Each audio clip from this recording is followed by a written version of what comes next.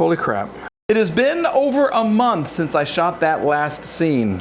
Yes, things have changed. I got the transmission in the wagon. I've done all kinds of things. And little by little, I've been coming out here to this sorry son of a you-know-what Saab, trying to figure out what's going on.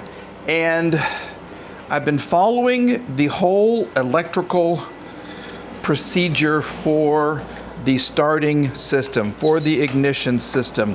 I've been texting people with help because some of the paragraphs are very confusing, but I've been going through this. If this doesn't work, do this. Check the fuel pressure, electrical checks, component testing, test the system relay, test the fuel relay, go through all of this, make sure there's continuity. Blah, blah, blah, blah, blah, blah. I've been doing all this stuff and nothing has been working. As you can see, I've been checking for continuity between this, the ECU,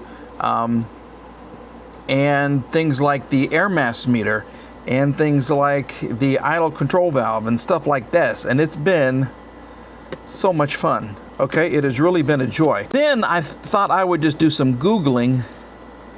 Well, we'll come back to that. So I would do some Googling and I found another page for Saab people, and it's got all of these things to go through. It's like a complete checklist of what to find and what to do. Okay, so you go through this, you make sure there's gas. Some of these are kind of stupid. Okay, then you go through then it wants you to check fuel pump fuse number 30. So we go down here, we got fuel pump fuse number 30. That one's good. It's got the key on signal number 22.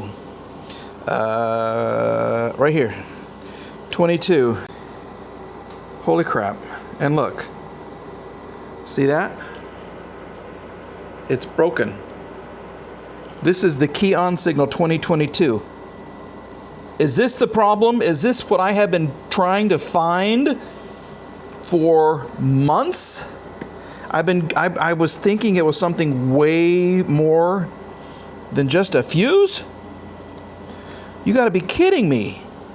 If I fixed it, I'm gonna be happy and I'm really gonna be upset with myself.